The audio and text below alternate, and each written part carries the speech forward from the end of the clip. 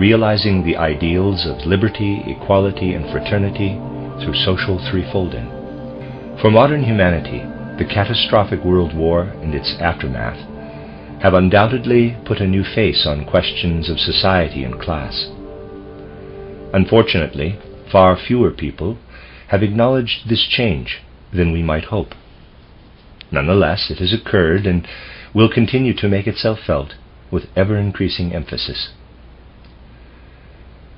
The facts themselves will force members of today's ruling circles to realize that their approach to social problems can no longer be limited to ideas and measures formulated in response to pressing events in individual economic sectors, or to the demands of specific working class groups.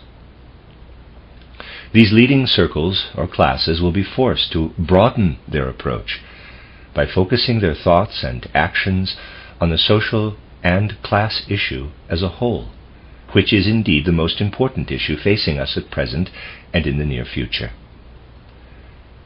Not only the leading classes, but also the rank and file of the working class will need to significantly alter their approach in order to effectively incorporate this new face of the social issue into their thinking, feeling, and willing in ways adapted to the time we live in.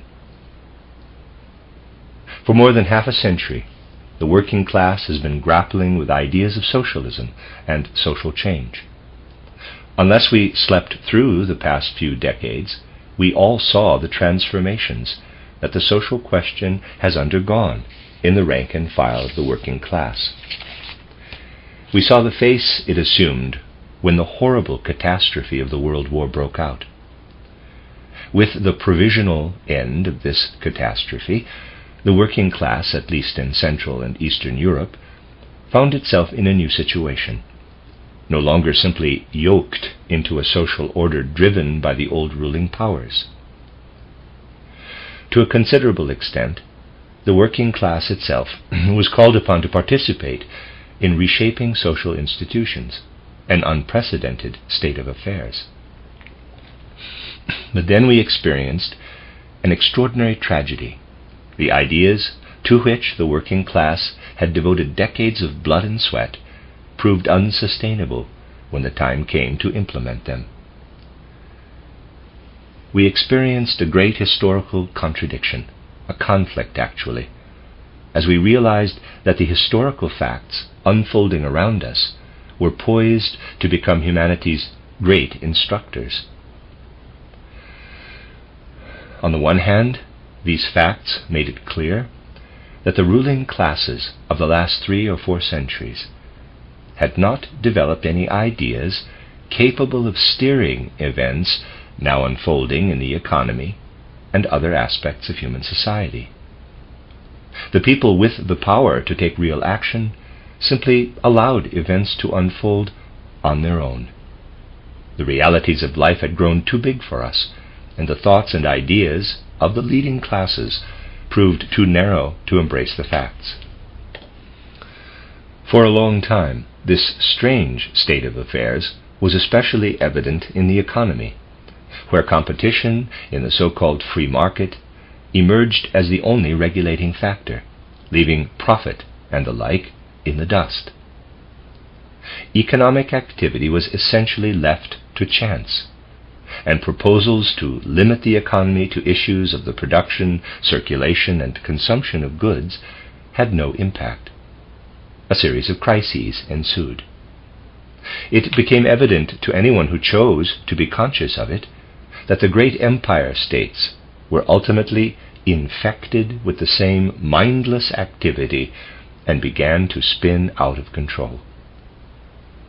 At that point, no one had any thoughts capable of guiding the inexorable course of events. Today we really ought to ponder our recent history and consider the possibility that we need a more profound insight into human affairs. Social questions now require a new and different type of understanding. We fail to realize the obvious. Our thoughts have fallen short when confronted with the momentum of recent events. In the last 3 or 4 centuries, we have blithely assumed that business as usual is the practical approach, and that anyone capable of a broader overview is either a utopian or an impractical idealist.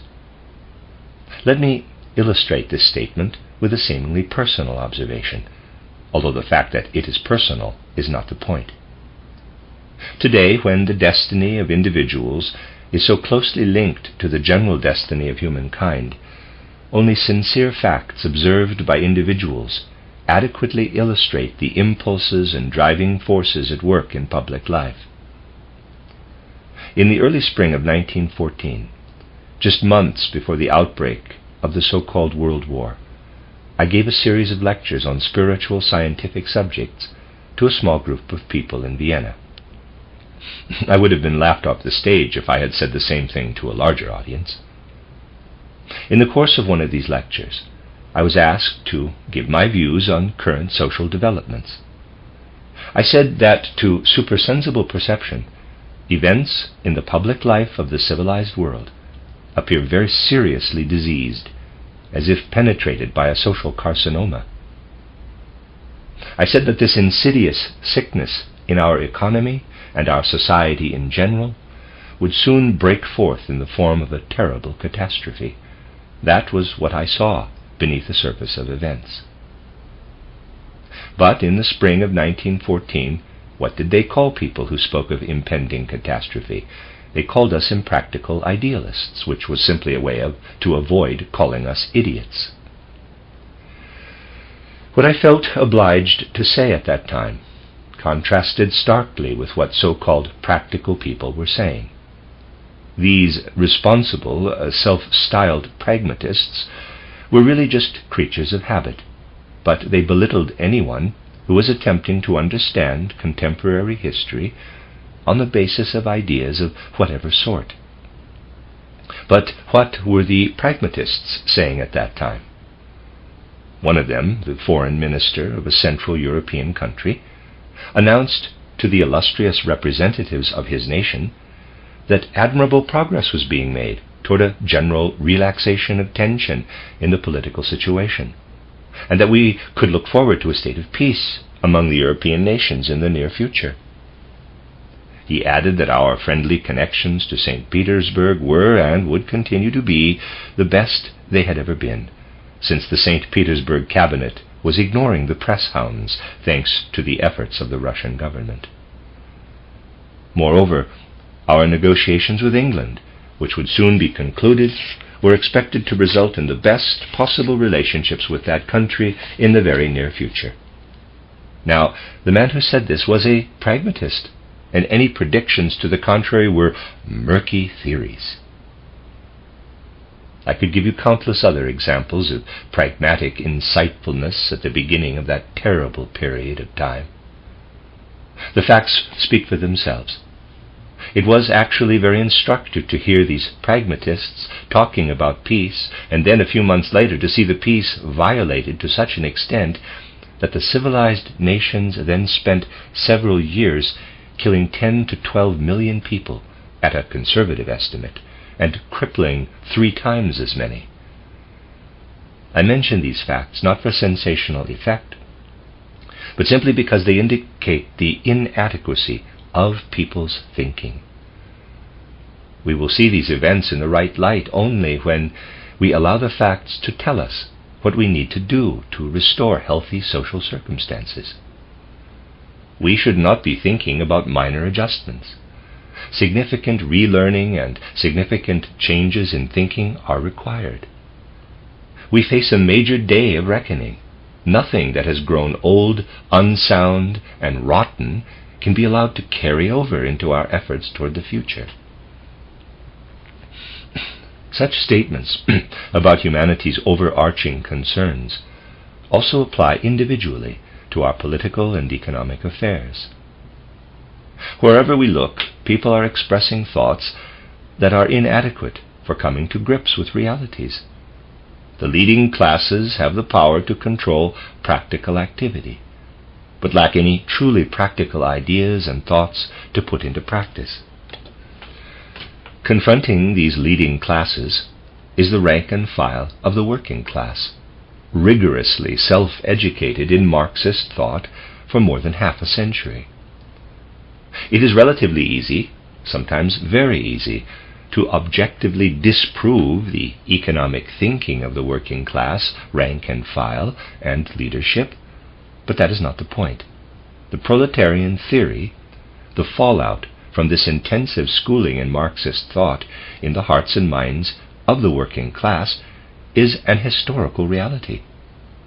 But when this theory had an opportunity to prove itself in actual practice when the old order collapsed, it revealed a very understandable shortcoming. Over the last few centuries, especially the 19th, the influence of private capital and modern technology had increasingly limited the working class to exclusively economic activity, and defined each individual's work very narrowly. Individual routines were essentially all the working class saw of an economy that was constantly expanding its scope. Not surprisingly, the working class experienced the development of the modern economy in terms of its fateful impact on individual bodies and souls, but never acquired an overview of the driving forces at work in this development. The workers' position in the economy prevented them from achieving any objective view of the economy's structure or management. All too understandably, we are now seeing the fruits of this state of affairs. The subconscious, instinctive drives and demands of the working class have given rise to an extensive socialist theory that is essentially very far removed from economic or other social realities, because the working class was rendered incapable of achieving any overview of the actual driving forces behind these realities, and was therefore forced to accept the one-sided view Marxism offered. Over the centuries, certain concepts that are completely justified, yet fail to address the realities of the situation, have become deeply entrenched in the minds of the working class. Let me give you an example. Just think of the agitation aroused in the working class by its leaders' theoretical views, such as the words, quote, "In the future, production must occur not for its own sake, but only to support consumption," close quote. This statement is certainly pertinent and even, in quotes, true, unlike many contemporary slogans. But it becomes an elusive, empty abstraction if we do not think it through practically, that is, with real insight into economic conditions. What does it mean in actual practice? What are its implications for how we do things? Simply demanding that production be matched to consumption has no effect on actual practice. It simply conjures up an image of how wonderful it would be if our economy were dominated by realistic prospects of consumption instead of by the profit motive. Nothing in this demand suggests how the economy would have to be organized to bring about the desired state of affairs. The same could be said about many phrases that have become proletarian party slogans. Although some of these slogans are based on profound truths, they have become abstractions that sound like utopian visions of some indefinite point in the future. If we mean well by the working class, we must realize that in spite of its justified demands, its working theory is far removed from life's realities, because workers have been isolated from the full scope of economic activity and secluded in locations where all they ever see is fragments of the larger reality. This is the conflict I wanted to point out. On the one hand, the ruling classes have the power to influence the actual state of affairs, but no ideas that would allow them to do so. On the other hand, the working class has ideas, but these ideas are highly abstract and remote from the realities of the situation. Such statements point to the activity of historical forces and impulses that are more fundamentally significant than any events in human history. The true weight of phrases such as quote, the absence of ideas in leading circles, close quote, and, quote, the impracticality of proletarian theory, close quote, can be felt only if we sense the mutually destructive impact of these conflicting trends in modern developments. The profound contrast between the thinking, emotions, intentions, and actions of the leading class on the one hand, and the longings, desires, and will impulses of the working class on the other, has deepened into a veritable abyss. We do not even really understand the full depth of modern proletarian demands.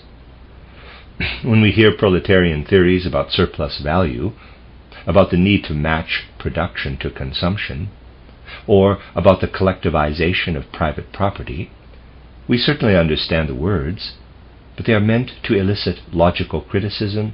But are they meant to elicit logical criticism in response? To a corporate lawyer, or the director of a corporation, the logical response is that the sum total of surplus value is so low that if it were shared equally, no one would get anything at all. But what could possibly be more naive than relating to the theory of surplus value in this way? I do not mean to dispute the gentleman's calculations, but they are not the point.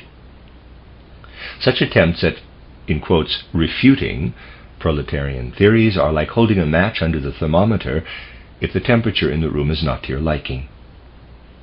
Attempts to, in quotes, correct the thermometer have no impact on the underlying cause. To take the theories of the modern working class at face value and then refute them is simply naive, because these theories express much deeper concerns. Like a thermometer that indicates but does not cause the temperature of a room, proletarian theories are indicators of more profound factors at work in modern class issues. In an era dominated by private capital and technology, we first encounter class issues in economic form, namely in the demands of a working class whose experience is limited entirely to the economy. As a result, we tend to take these issues at face value and view them as purely economic in character. We fail to see what lies behind proletarian theories about capital, labor, and goods. Working class people experience all of human life in the economic field, so their perspective on social issues is also entirely economic.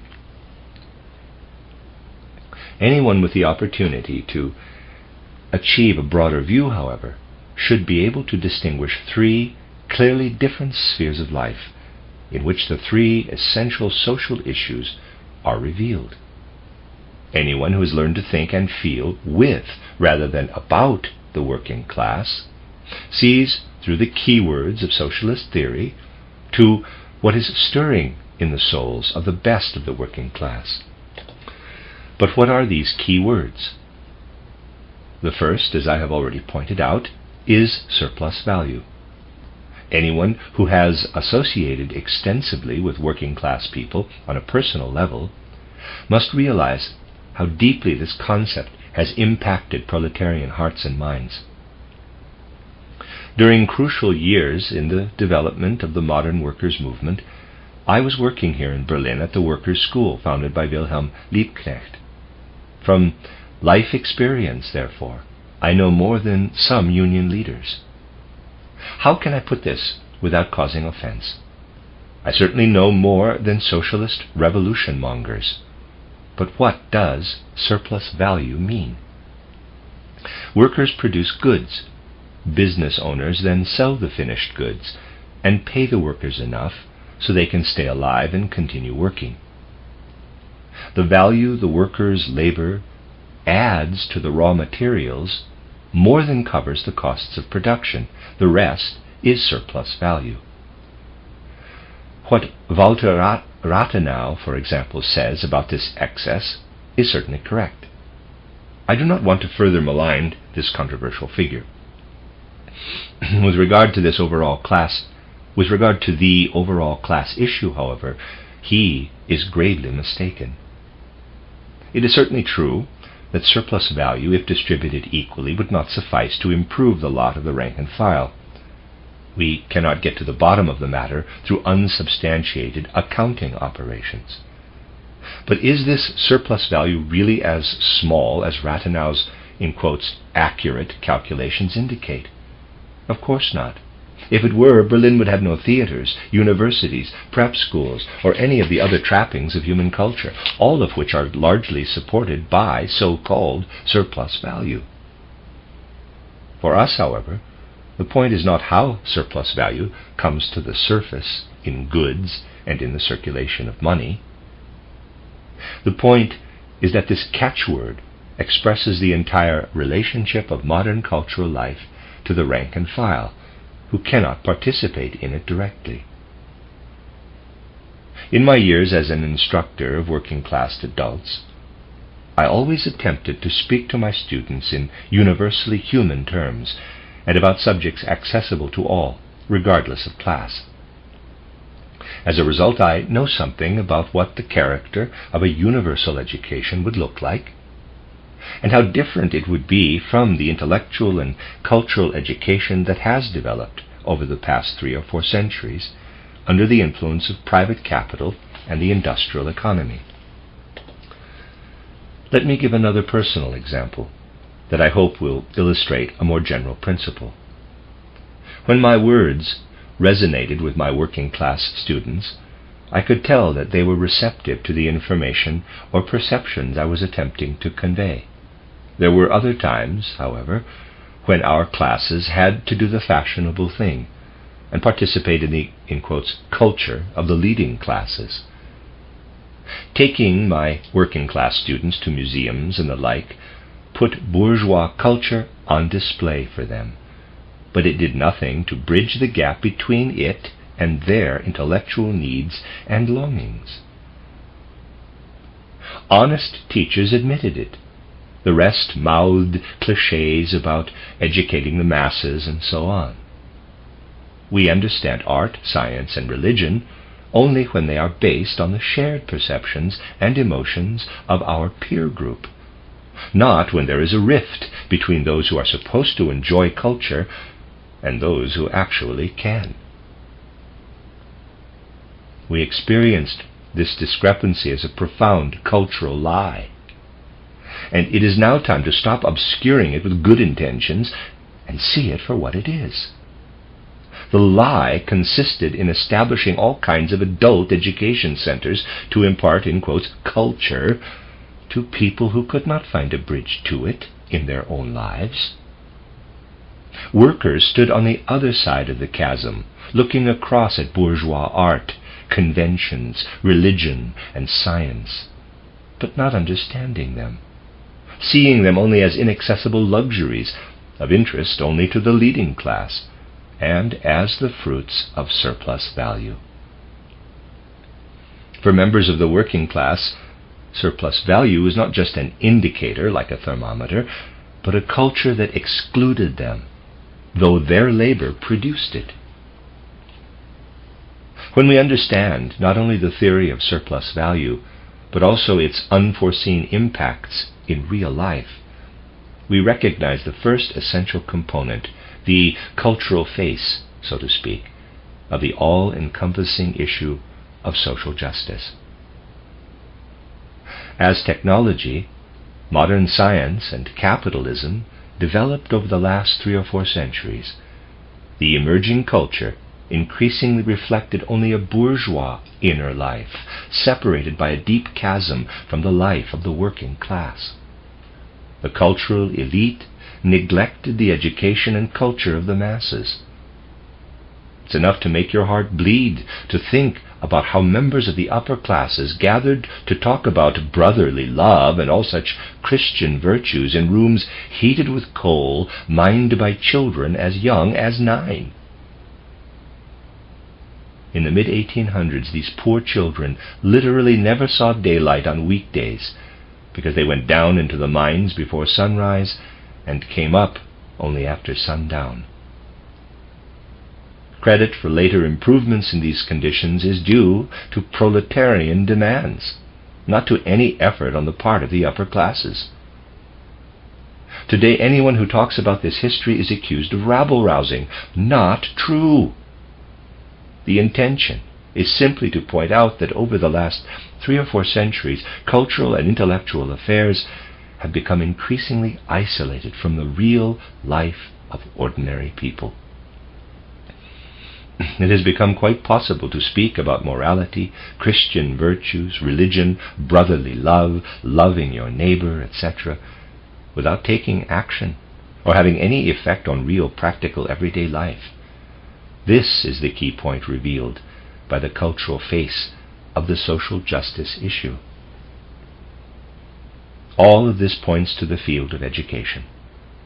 Along with other important public aspects of culture, the school system has been absorbed into the state over the last 300 or 400 years, as individual baronial territories and their economies merged into nation-states. Today we are justifiably proud of having freed science, education, and cultural affairs in general from their medieval affiliation with religion. We certainly do not wish for a return to the Middle Ages. We want to move forward, not backward. But now times have changed, and it is not enough to pride ourselves on the fact that our intellectual institutions no longer serve the Church. An example drawn from quite close at hand illustrates that their situation, although different today, is not necessarily more independent. This story involves a scientist whom I respect greatly. It is not intended to belittle him in any way.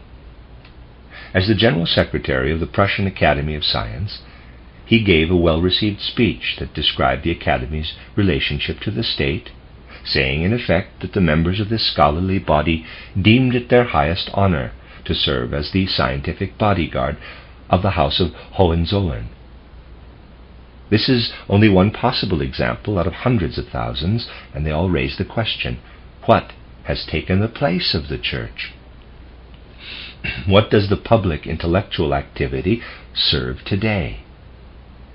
Until recently, the consequences of state control of education were not too bad, but they will certainly become worse if governments such as those in Eastern Europe come to power and impose their terribly regimented type of instruction which promises to destroy all culture.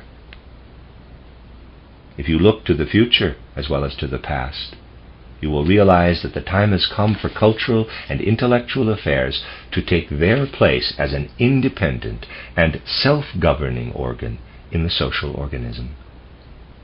Such statements encounter countless prejudices.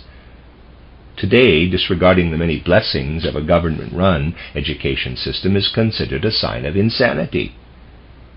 These benefits will be felt, however, only when the entire education system, from kindergarten teachers to university instructors and all related cultural affairs, becomes self-governing rather than being administered by the state. This is one of the major shifts we must encourage today. The first group of people receptive to the idea of implementing social threefolding was the group that also stands behind the first truly independent comprehensive school.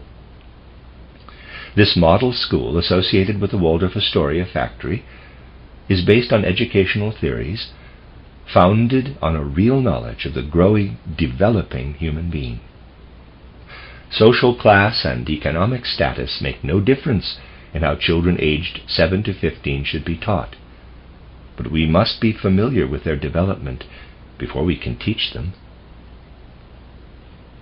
I became acutely aware of the extent to which we now accept state control of education as a matter of course when I had to develop the preparatory course for the faculty of the Waldorf School in Stuttgart. We have no idea of all the implications of this matter-of-fact acceptance. In fact, however, state control of education has come to a head only in the last few decades. Since our actions in life must be based on experience, let me point out that I am not speaking with the flippancy of youth, but from the perspective of someone who has nearly 6 decades of life behind him.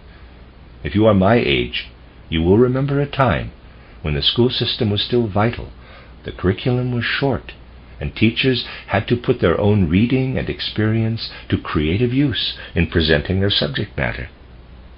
Today, however, the curriculum is not short. It is a big, thick book that prescribes not only what to do in any given school year, but also how to do it. What ought to be left to teachers' initiative is increasingly being defined by law.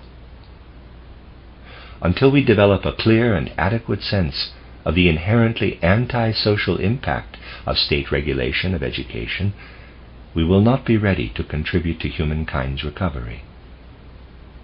Establishing the independence of cultural and intellectual affairs from the state is therefore the first key point in threefolding the social organism.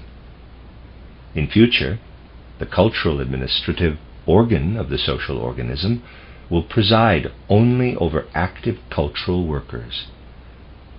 In a new model republic that reflects all aspects of life, instruction will bear little resemblance to that mandated by today's centralized governments. Lesson content will not be subject to regulation, but will be adapted creatively to the needs and developmental stages of the learners. We will not simply ask what young people need to learn at age 13 or 16 in order to become good socialists. We will ask, what intrinsic abilities can we encourage in people of this age? What inborn forces can we help them what inborn forces can we help them release from the depths of their being so they will not become weak-willed, broken individuals like so many today, but will be able to cope with their destiny and make their unique contributions to life. All this belongs to the first organ of the threefold social organism. Of course, these ideas will initially meet with questions and objections, as I recently experienced in a city in southern Germany. During the discussion after my lecture, a university professor responded more or less as follows, quote, "In the future, Germany will be a poor nation. You are trying to make cultural affairs independent of the state, but poor people will not be able to pay for an independent culture because they have no money. We will be forced to dip into the state's coffers after all, since taxes will have to be used to pay for the educational system. But if schools are supported by the state, how can they avoid state oversight?" Close quote. I could only reply that I found it very strange that the professor believed that, in the future, tax monies would simply appear in the state's coffers without being taken from poor people. We repeatedly encounter such careless thinking in all aspects of life. We must counteract it with a pragmatic thinking that is capable of grasping life's realities and developing practical programs that can then be implemented. Like cultural affairs, especially the education system, the economy must also become independent. It is strange to note that two contradictory demands, namely democracy and socialism, have recently emerged from the depths of human nature. Before the catastrophic war, these two contradictory impulses were actually welded into a single party, the Social Democrats, which is about the same as saying wooden iron. Although socialism and democracy are incompatible, both are sincere and honest demands. Now that the catastrophic world war is over, and we are faced with its aftermath, the demand for socialism has come to the fore, and wants nothing to do with a democratic parliament. Socialist demands are presented with no idea of the actual realities, in the form of highly abstract slogans such as, quote, "We must seize political power," close quote, and, quote, "dictatorship of the working class," close quote. These catchwords, however, emerge from the subconscious depths of socialist sensibilities and actually prove that people are finally grasping the incompatibility of socialist and democratic sensibilities. Because the future will have to accommodate life's realities, not slogans, we will be forced to acknowledge both that socialists are right in feeling uncomfortable about democracy, and that Democrats are right in being horrified by the words dictatorship of the working class. So what are the realities of this seemingly contradictory situation? We simply need to see the state's relationship to the economy in the same way that we viewed its relationship to cultural affairs. In recent times, people in general, and self-styled progressives in particular, have favored increased state intervention in the economy. The postal system, communications, railroads, etc. have all come under state control, and people now want to see this authority extended. Today I can devote only a few words to this very broad topic, which deserves to be presented in expert terminology and with countless examples from recent history. Due to time constraints, I run the risk of being called amateurish, which is not the case. If we take socialism seriously, however, the progressive predilection for state control will be revealed in its true colors. Even more revealing is what Friedrich Engels wrote in one of his clearest moments in his pamphlet titled The Development of Socialism from a Utopia to a Science. He said something to the effect that if we survey recent developments in government, we will find that it has assumed control of the branches of production, of the circulation of goods, etc. While involved in this economic activity, however, the state is also involved in governing people, providing the laws that guide the economic and other actions of individuals. An economically active entity also establishes the laws governing economic behavior. In the future, this will have to change.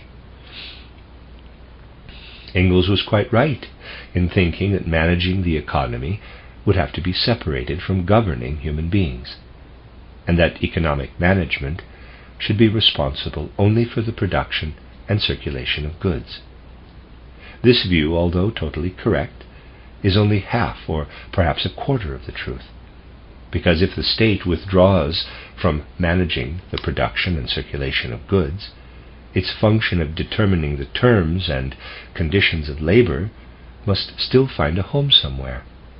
But this home must be found in a democratic government rather than in a centralized authorian state. This means that the impulses of socialism and democracy point to two distinct remnants of the former state that must become independent organs in the social organism, along with an independent administration for cultural and intellectual affairs. One of these organs is the administrative structure of the economy, the other that of civil rights, which deals with everything individuals of voting age are free and competent to judge. Inherent in the demand for democracy is the historical fact that humankind is now maturing to the point of assuming legal responsibility within the framework of an independent sphere of rights for all aspects of life in which individuals are inherently equal. In other words, for everything that can be decided collectively by all individuals of legal age, either through a direct vote or through their elected representatives. In the future, therefore, civil rights will need to be established on an independent basis. This remnant of the former authoritarian state will be the first true constitutional state under the rule of law.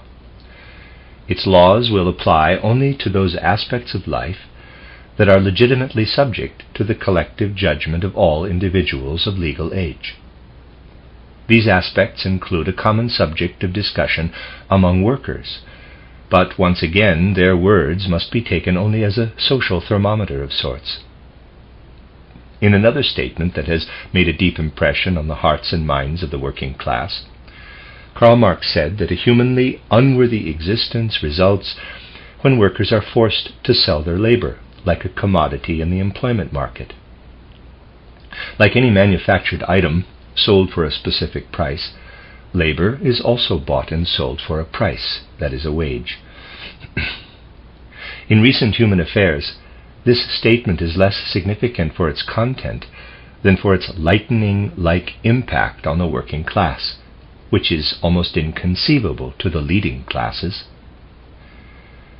The origin of this impact lies in the chaotic, inorganic way in which the regulation of labor has been subsumed into the business cycle and integrated into the management of legitimate economic factors, which are limited to the production, circulation, and consumption of goods. The damage will be undone only by eliminating the ability to regulate the type, scope, and duration of labor, whether intellectual or manual, from the economic cycle. Regulating labor does not belong to the economy, where wealthier individuals and groups have the power to impose terms of work on the economically disadvantaged.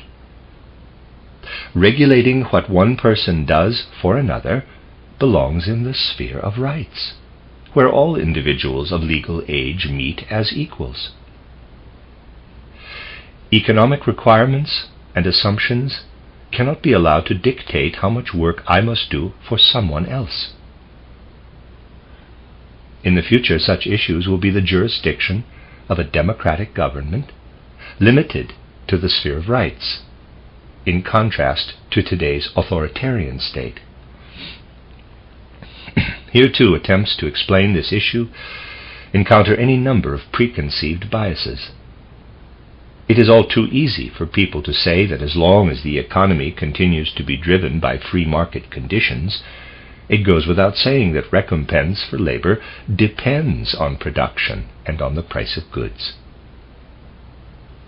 In the future, however, we will recognize labor, which will be subject to state regulation as a rights issue, as an inherent constraint on the economy, just like the constraints imposed by an industry's base in natural resources.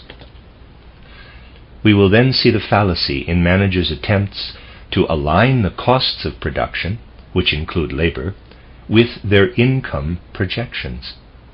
That would be as ridiculous as landowners getting together and looking at their account books for the year 1918 and saying, "We need to produce as much this year as last year, and since it's already September, that means we will have to have so and so many days of rain and so many of sunshine before the end of the year." Just as agricultural prices are now determined on the basis of natural constraints, the number of hours individuals must work to support themselves will be determined on a purely democratic basis, and prices will have to be adjusted accordingly. We must learn completely new ways of thinking, instead of talking about small, incremental improvements. Economic unrest will fade away only when labor is seen as the legitimate purview of an independent, democratic common ground, where all individuals of legal age meet as equals. When free individuals contribute their legally protected work to an independent economy, and when production, not labor, is governed by contractual agreements in the economic realm. This is what we need to understand. I can only touch on this subject in the short time available today.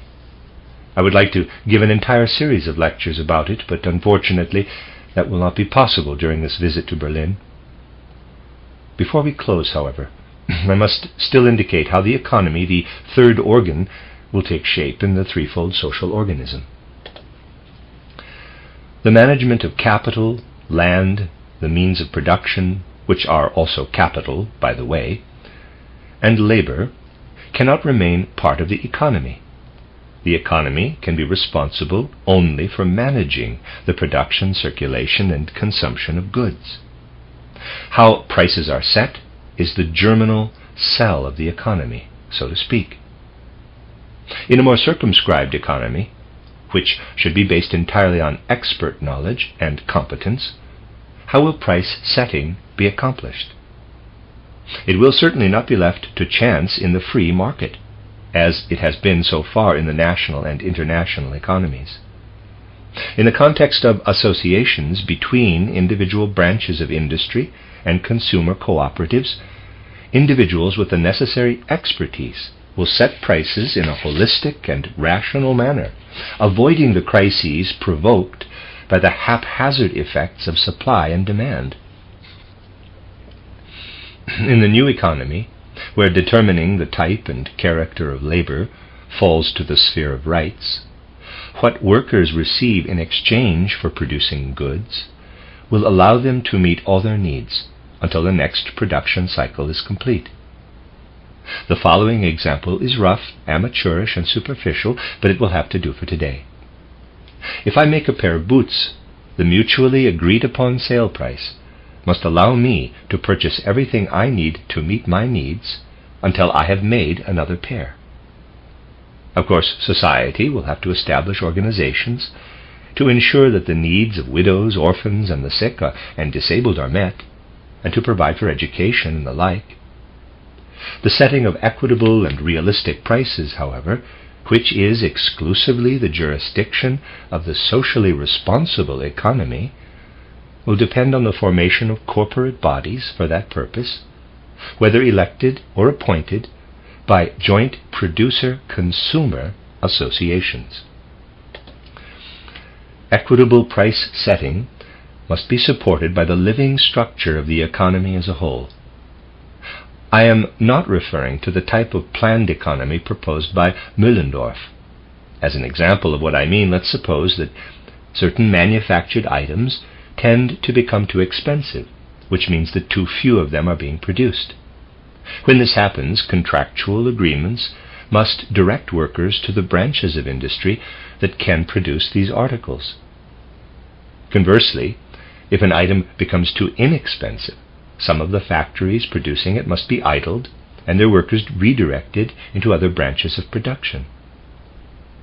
Those who reject this process as too difficult, preferring to stick with small improvements in social conditions, cannot expect real change. Although the state has taken the economy under its wing, I have shown you how associations shaped entirely by economic forces can and must make the economy self-managing in a way that preserves individual initiative to the greatest possible extent. This cannot happen in a planned economy or through collectivization of the means of production. It can happen only through associations that develop within independent branches of industry and through their agreements with consumer cooperatives. Until now, the leading classes have initiated the nationalization of industry. It would be a terrible mistake to take this process to the extreme. Radical collectivization would totally undermine the connection of the resulting planned economy to external economic forces. By contrast, the associations proposed by the Threefolding movement are intended to preserve both the full independent initiative of entrepreneurs and the possibility of connections between self-contained economic entities. An independent economy will also involve changes in private property laws. Socialist theory demands the abolition of private property and its conversion to public ownership. But to informed individuals, these slogans are just meaningless words. Let me illustrate what they could mean. As you know, we are very proud of our philosophers, but our pride does not prevent sound thinking about intellectual property. We realize that intellectual property is not produced by a socialized economy or a collective, but by creative, actively involved individuals. It simply does not work to separate individuals with their abilities and talents from the process of intellectual production. Nonetheless, our thinking on this subject is socially responsible. At the end of a legally prescribed time period, after the death of the inventor or author, intellectual property no longer belongs to the heirs, but it enters the public domain, where it, in quotes, belongs to those who can best make it accessible to the general public. Perhaps because we place no special value on spiritual or intellectual activity, we accept time limits on copyrights as a matter of course. But we make no attempt to deal with physical private property in the same way. Private property should also remain in the hands of its originator, only as long as that person is present and applying his or her individual abilities to its management. When the original owner is no longer present, physical personal property should pass into the public domain, that is, to those with the most ability to administer it for the good of all. This conclusion is readily evident to unbiased thinking. Take, for example, the building of our College of Spiritual Science, called the Goetheanum, in Dornach, near Basel, Switzerland. We have been calling it the Goetheanum ever since the world became Woodrow Wilsonized, and we German-speaking people needed to present our intellectual heritage boldly to the entire world.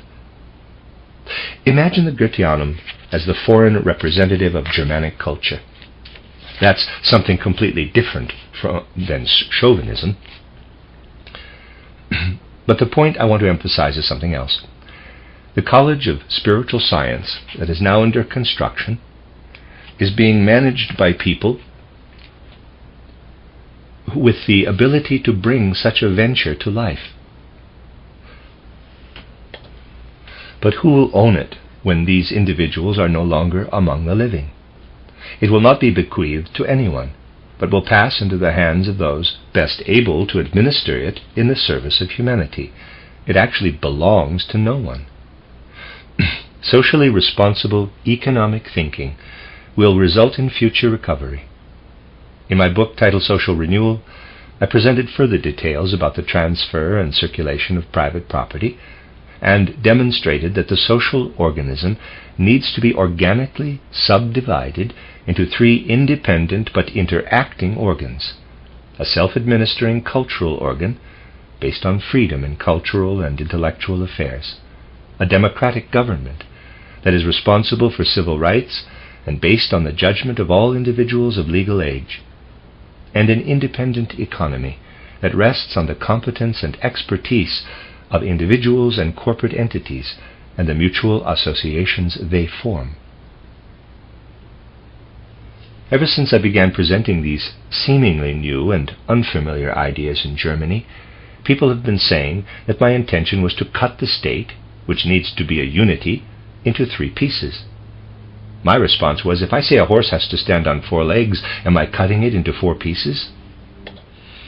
Is it a unity only if it is able to stand on 1 leg? It is equally silly to claim that because a human community must be a unity, all of its different aspects must merge into a single amorphous whole. In the future, we will no longer allow ourselves to be hypnotized by the abstract concept of the centralized state. We will realize that it has to stand on 3 legs: a self-administering cultural and intellectual system, a political structure based on democratic legislation, and an economy with its own expert administration. More than a century ago, a half-truth was proclaimed in Western Europe and became deeply inscribed in human hearts and minds in the form of the ideals of liberty, equality, and fraternity. The people of the 19th century, who then pointed out the basic incompatibility of these ideals, were certainly not fools. They said that neither liberty nor fraternity can exist where absolute equality prevails. These objections were absolutely correct, but only because they emerged at a time when we were hypnotized by the idea of the so-called centralized state. They will no longer apply when we shake off this hypnotic trance and understand the need for a 3-fold subdivision of the social organism. In conclusion, please allow me to present a comparison that illustrates issues I would have liked to discuss at greater length than was possible today. I realize that a less sketchy presentation would have been needed for you to truly understand these issues. In conclusion, however, let me mention how the centralized state hypnotized people who wanted it to be governed by the 3 great ideals of liberty, equality, and fraternity. We will have to learn to look at the state differently. At present, we are accustomed to seeing the centralized state as a divinity. We are like Faust saying to 16-year-old Gretchen, quote, "He who embraces and sustains all, does he not also embrace and sustain you, me, and himself?" Close quote. we relate similarly to the hypnotic idol of the centralized state. We fail to realize that it must be subdivided into three for the sake of humankind's future salvation. It is easy to imagine factory owners speaking to their employees in a semblance of Faust's words, quote, "The state which embraces and sustains all, does it not also embrace and sustain itself, you and me?" Close quote. But they would have to clasp their hands over their mouths so as not to say "me" too loudly. The necessity of threefolding the social organism must be acknowledged, especially in proletarian circles. Recognizing its necessity is crucial to understanding it. In the future, the call for liberty, equality, and fraternity must not ignore the inherent incompatibility of these ideals. Instead, we must recognize that liberty applies to the cultural and intellectual system, equality to all individuals of legal age in a democratic political system, and fraternity to a self-administering economy that nourishes and sustains individuals.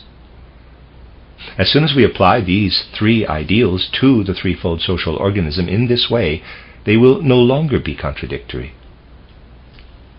May a time come when we look back on all the pain and suffering that followed Versailles and see it simply as a starting point. May we realize that although our outer possessions can be taken from us, we can still think back on the turn of the 18th to the 19th century and reclaim for ourselves the great intellectual property of Central Europe, the work of Lessing, Herder, Schiller, Goethe, and so on. If we do so, the hardships of our times will resound with the second half of the 100-year-old truth of liberty, equality, and fraternity. Although Central Europe may have lost its outer independence, these words will resound in inner freedom and independence for all the world to hear. Liberty in cultural affairs, equality for democratically governed individuals, fraternity in the economy. These token words sum up what we must say and how we must think and feel in order to achieve a comprehensive and holistic grasp of the social issues of our time. When many people achieve this understanding, today's questions and issues will become tomorrow's practical solutions.